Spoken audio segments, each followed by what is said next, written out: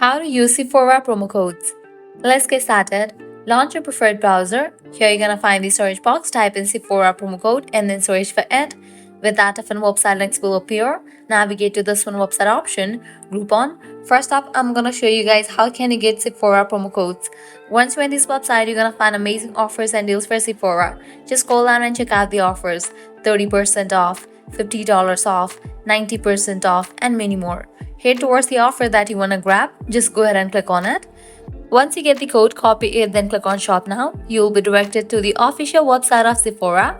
Once you're in the website of Sephora, go ahead and log into your account. Make your purchase and post it to checkout. Once you're in the website of Sephora, go ahead and log into your account. Make your purchase and post it to checkout. While you are in the checkout page, you're gonna find this section of codes. Over there, type in the copied code and then confirm your purchase. With that, you have just used the promo codes. Likewise, you can also give a try to other offers. To grab any of the offer, you have to use same exact steps, and to use the promo code as well, you can apply the same steps. So this is how you can use Sephora promo codes.